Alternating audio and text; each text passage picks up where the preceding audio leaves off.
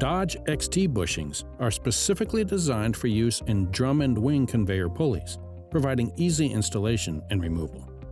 This video demonstrates the installation and removal of XT bushings and is a supplement to Instruction Manual MN4005. These same processes also apply to HE bushings. Use all required personal protective equipment. Disable the equipment using proper lockout-tagout procedures. Gather the required tools. Verify the bushing type, size, and bore size from the markings on the face of the bushing. Clean all components, including the shaft, XT bushing, and hub. Remove any burrs on the shaft with a file or emery paper and clean with a cloth. Start by placing the shaft into the pulley. If using a keyed connection, install the keys in the shaft. Slide the bushings onto the shaft and into the pulley hubs. If required, carefully insert a shallow wedge into the bushing split. Tap lightly to expand the bushing, allowing it to slide onto the shaft. If using a wedge, be careful not to use excessive force, which may damage the bushing. XT bushings are machined with 2 sets of holes, one set for installation and one set for removal. The number of holes is determined by the size of the bushing. Align the non-threaded installation holes in both bushings with the threaded installation holes in the hubs. Place bolts with lock washers through the non-threaded bushing holes and into the threaded holes in the hubs.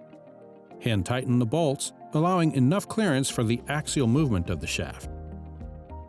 Position the shaft in the desired location. For drive pulleys, tighten the bushing closest to the drive first. Tighten bolts alternately and evenly in a star pattern to the torque value shown in the instruction manual with a calibrated torque wrench. Over-torquing can result in damage to the hub and/or bushing.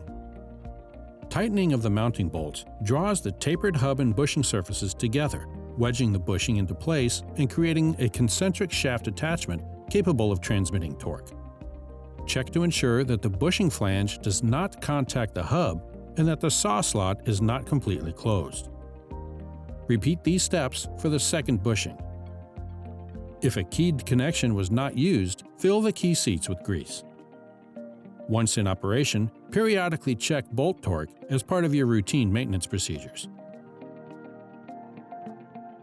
The removal of XT bushings is simple. First, remove all bolts and reinstall the bolts into all available threaded removal holes. Alternate tightening the bolts until the bushings break loose from the hubs. If the bushing does not slide off the shaft, carefully insert a wedge into the bushing split and tap lightly to allow the bushing to expand and slide off the shaft. Remove the bushings from the shaft. Remove the shaft from the pulley. This completes the installation and removal process for XT bushings for conveyor pulleys. We have put product support at your fingertips. For our online selection program, visit ptwizard.com. For our e-commerce platform, authorized customers can visit dodge.ptplace.com.